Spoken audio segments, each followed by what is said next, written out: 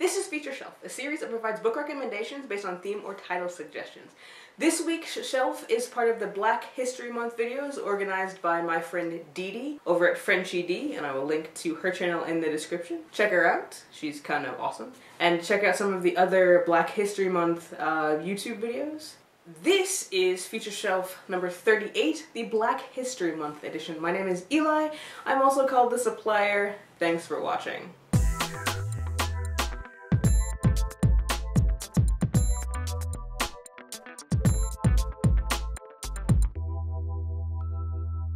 So when Dee Dee asked me if I wanted to put together a video for Black History Month, I thought about what I've been reading lately in order to process the current events surrounding the hashtag Black Lives Matter, some of the conversations I've been having in my personal life, and some cultural insensitivity that I've experienced, and, you know, where I am with my own sense of self as a black person situated within the history of black people. So I have 5 books that speak to and have helped me through the struggles that I've been having lately.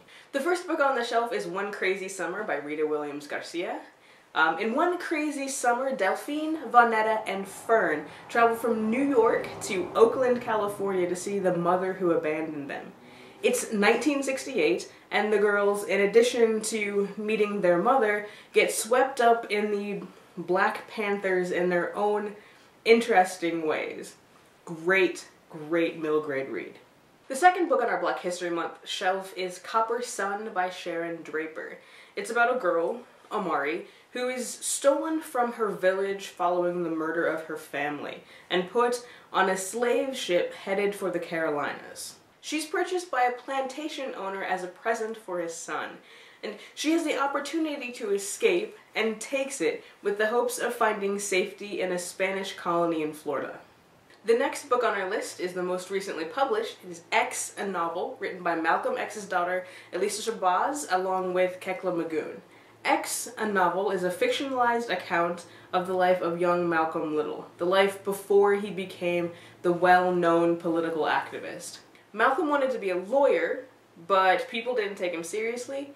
His father died and his mother was taken away, and the trouble he got into in his past had an annoying habit of following him around.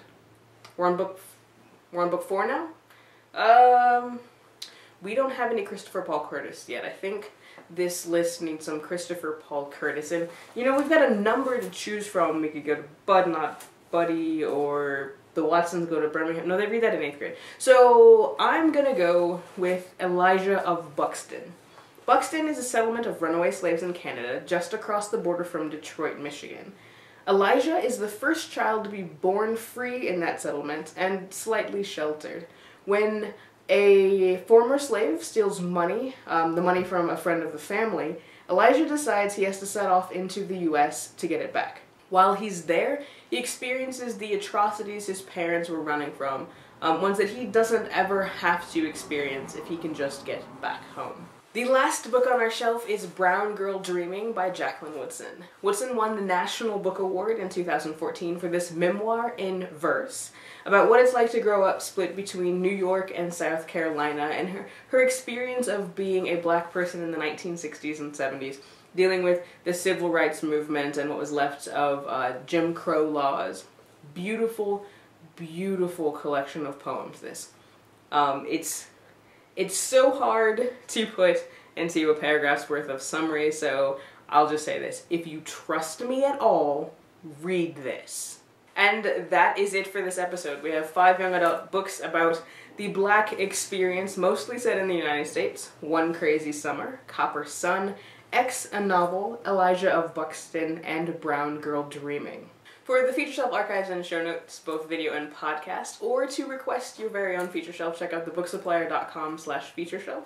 You can also send me requests on Facebook and Twitter at thebooksupplier, it's all one word, or an email at thebooksupplier@gmail.com. Oh, and the podcast for this shelf has some other recommendations that don't appear here, so check that out as well.